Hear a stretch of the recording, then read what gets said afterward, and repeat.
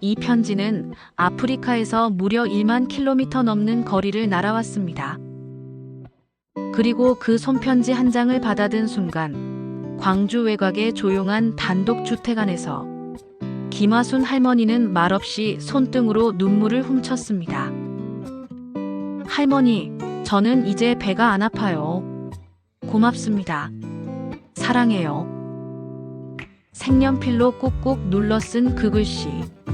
낯선 아프리카의 어느 마을, 이름도 어렵고 발음도 생소한 나라에서 10살 난 아이가 쓴 편지였습니다.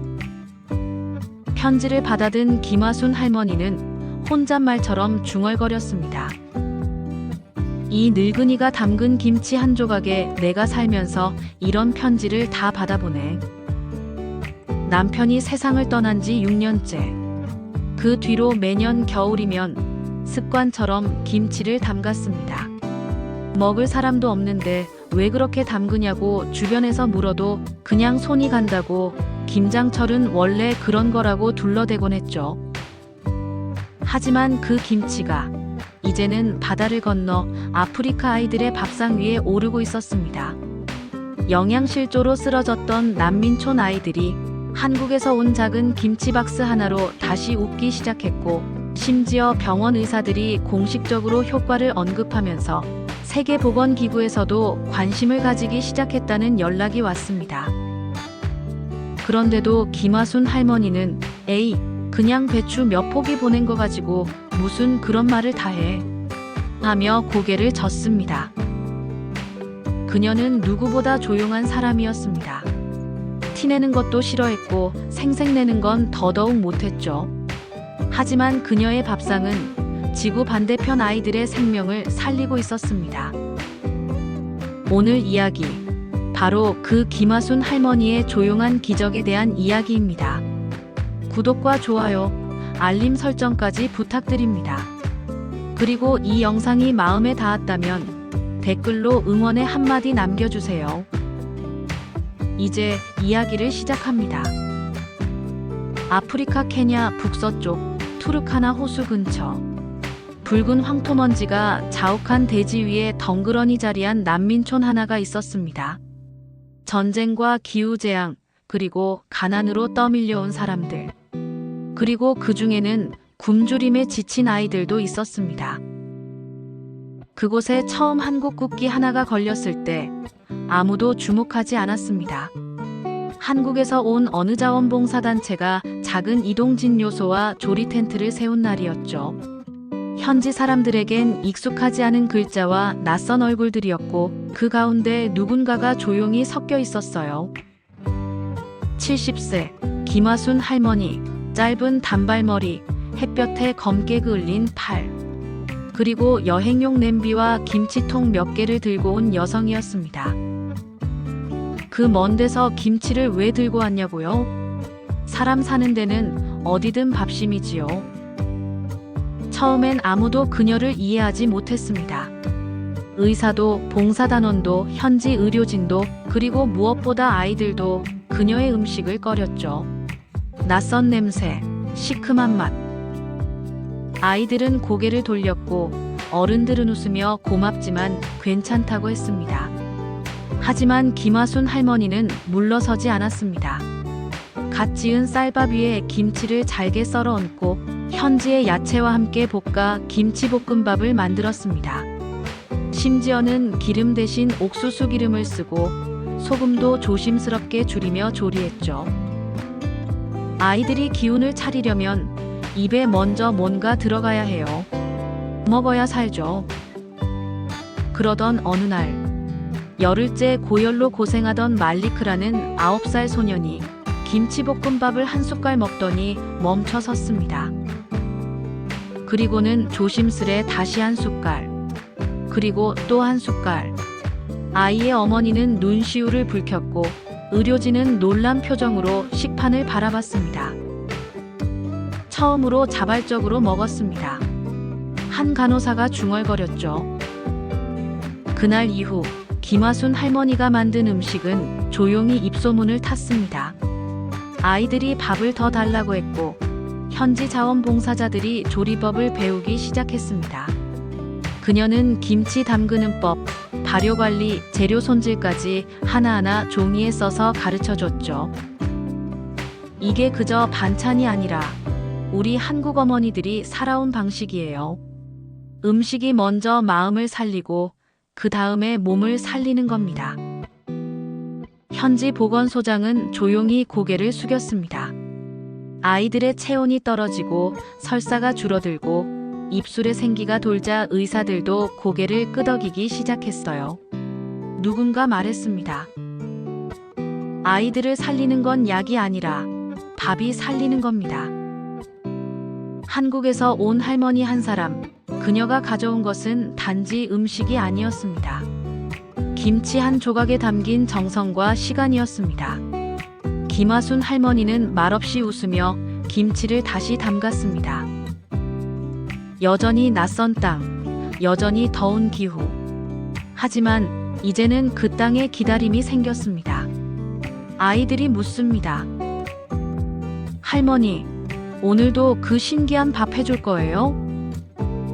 김하순 할머니는 고개를 끄덕입니다. 그럼 오늘은 조금 더 맛있게 해줄게.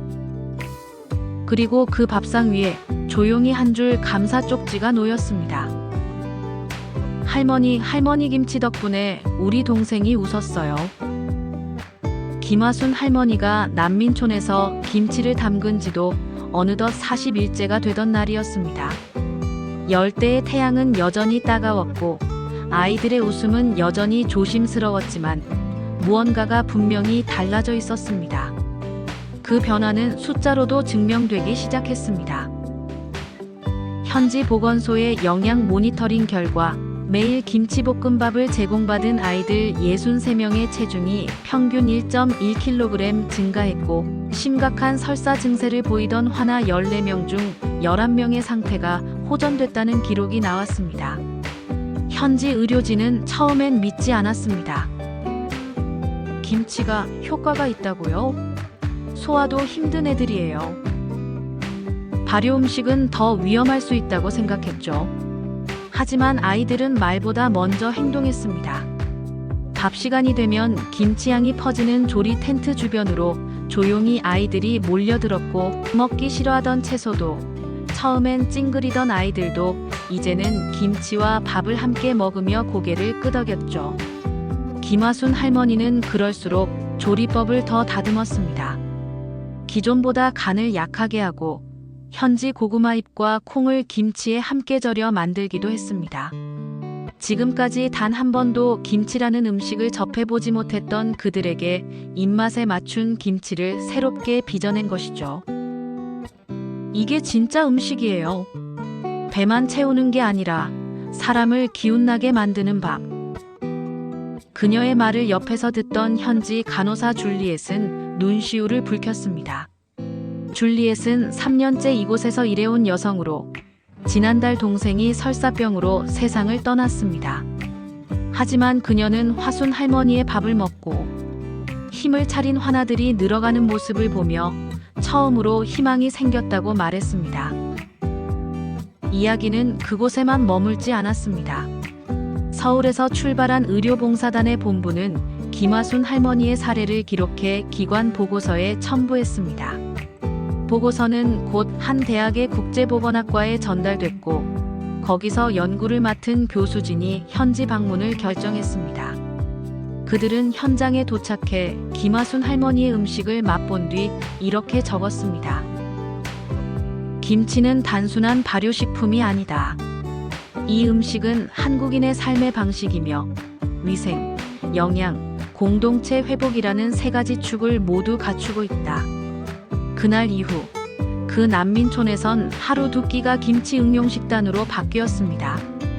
옥수수죽에 잘게 썬 김치를 곁들인 스튜, 토마토와 김치를 섞은 비빔죽, 현지 향신료와 고추장을 접목한 볶음식 등 현지화된 김치 요리가 만들어졌습니다.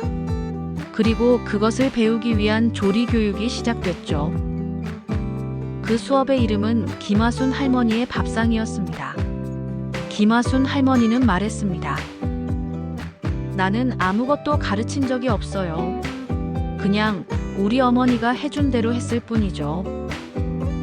그러던 어느 날 현지 방송사에서 취재진이 왔습니다. 허름한 천막 사이를 지나 김치 담그는 모습을 영상으로 담아갔고 며칠 뒤 현지 뉴스에 그 장면이 전파를 탔습니다. 한국의 70대 여성, 난민촌 아이들에게 음식을 통해 삶의 희망을 전하다. 방송 이후 근처 도시의 시장이 연락을 해왔습니다. 혹시 도시 병원에도 김치 공급이 가능할까요? 아이들 면역력 개선 사례에 깊은 인상을 받았습니다. 김화순 할머니는 잠시 고민했습니다. 자신이 만들어낼 수 있는 양엔 한계가 있었기 때문입니다. 하지만 그녀는 병원으로 직접 가는 방법을 택했습니다. 그 아이들부터 먼저 살려야죠. 나야 좀 덜 자면 되니까요. 그녀는 이제 매일 새벽 4시에 일어나 김치를 절입니다. 염도 조절을 위해 직접 물을 끓이고 김치 양념은 그때그때 바꿉니다. 누군가는 말했습니다. 이건 노동이 아니라 기도입니다. 화순 할머니의 식탁엔 더는 조리도구만 있는 것이 아니었습니다. 거기엔 사람들의 이야기가 있었고 아이들의 웃음이 있었으며 조용히 퍼져가는 고마움이 있었습니다.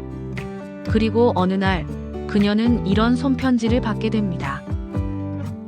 할머니가 준 김치 덕분에 우리 딸이 드디어 걷기 시작했어요.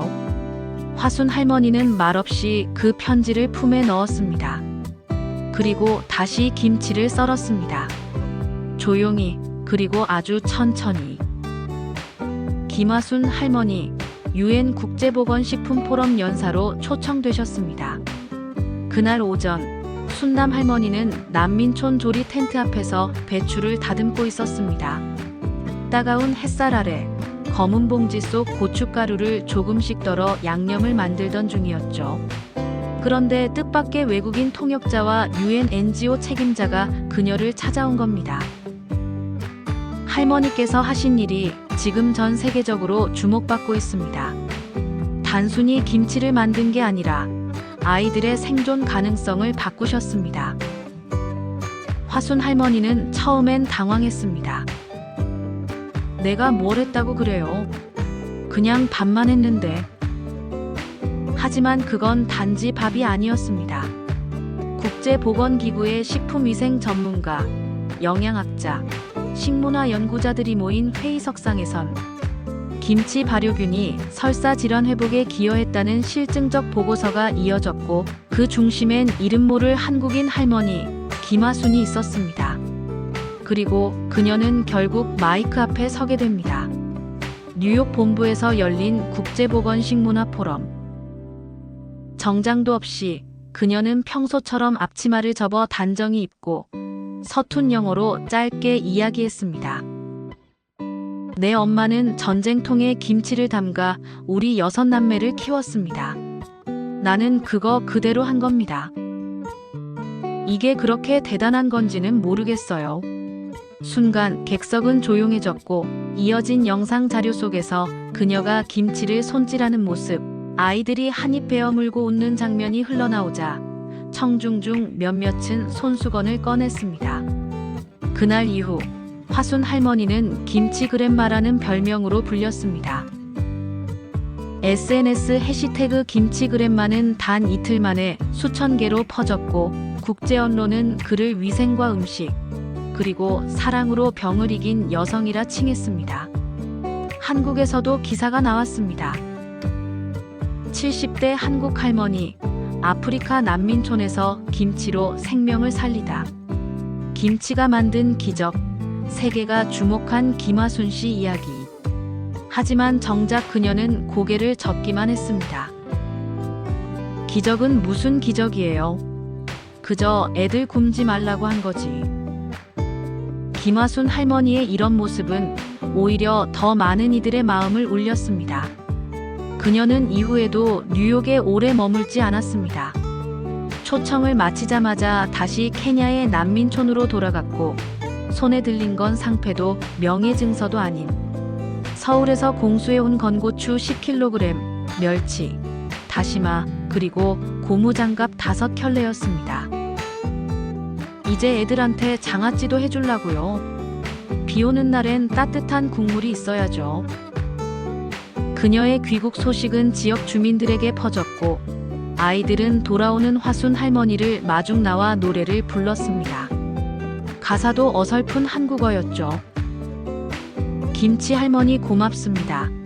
김치 할머니 다시 오셨다. 김화순 할머니는 웃으며 말했습니다.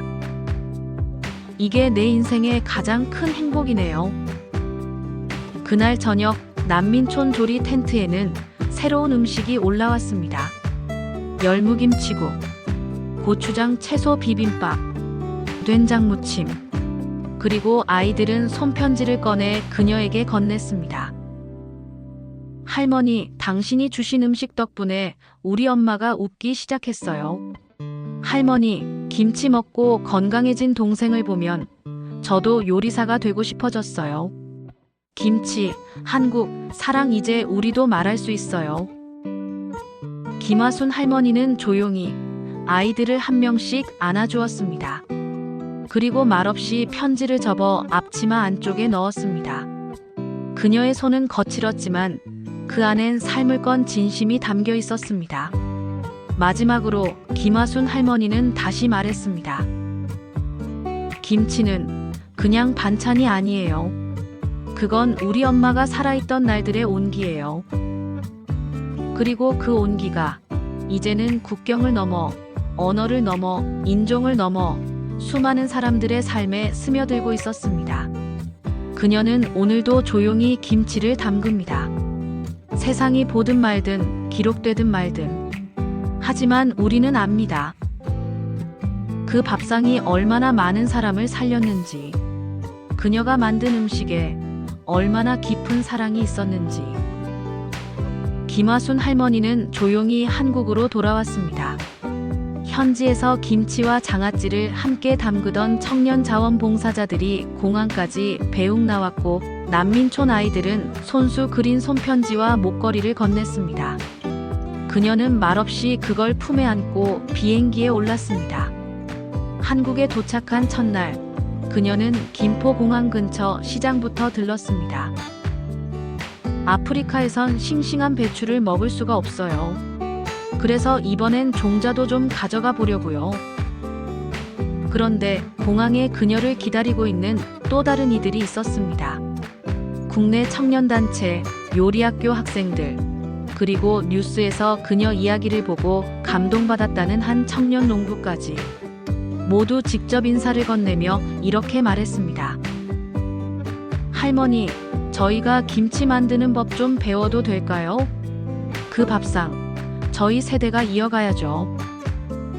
화순 할머니는 조금 멋쩍은 듯 웃었지만 속으로는 기뻤습니다. 아주 많이. 그리하여 그녀는 동네 공공도서관 지하 강의실에서 밥상을 잇는 강좌를 열게 되었습니다.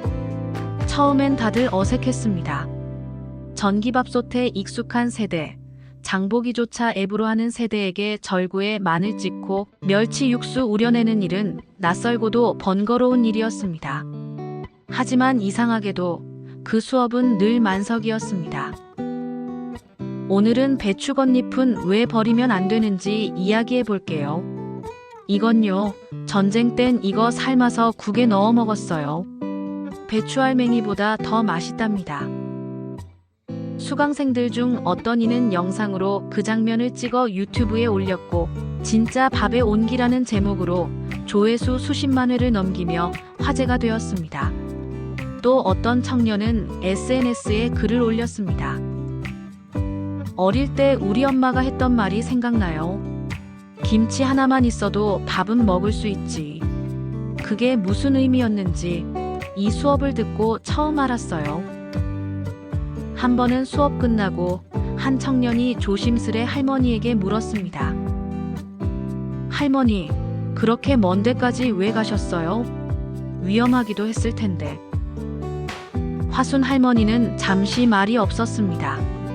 그러다 아주 조용한 목소리로 말했습니다. 나는 내가 할 수 있는 걸 했을 뿐이에요.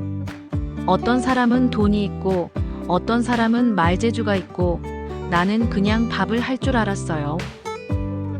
그 단순한 말이 듣는 이의 가슴을 뭉클하게 만들었습니다. 그녀의 이야기는 곧 전국으로 퍼졌고 지방의 작은 마을 회관에서도 밥상 강의를 요청하는 일이 많아졌습니다. 심지어 서울시청에서는 시니어 푸드 크리에이터라는 새로운 프로그램을 만들기도 했습니다. 그 중심에 김화순 할머니가 있었습니다. 어느 날 텔레비전 뉴스에서 그를 다시 다뤘습니다. 김치로 국경을 넘어 사랑을 전한 70대 할머니, 청년과 함께 밥의 가치를 나누다. 그리고 카메라는 그녀의 평범한 부엌을 비췄습니다. 작은 주전자, 손때 묻은 앞치마, 그리고 여전히 곰삭은 양념 냄새가 밴 고무장갑 한 켤레. 그녀는 말했습니다. 밥은요, 속을 채우는 것보다 마음을 먼저 채워야 해요. 그걸 아는 사람이 많아지면 세상은 조금은 따뜻해지겠지요. 그리고 그날 밤, 그녀는 다시 배추를 손질했습니다. 김치를 버무리며 중얼거렸습니다. 이 다음엔 학부모들한테도 알려줘야겠네. 도시락에 김치 하나쯤은 넣고 다니게 해야지.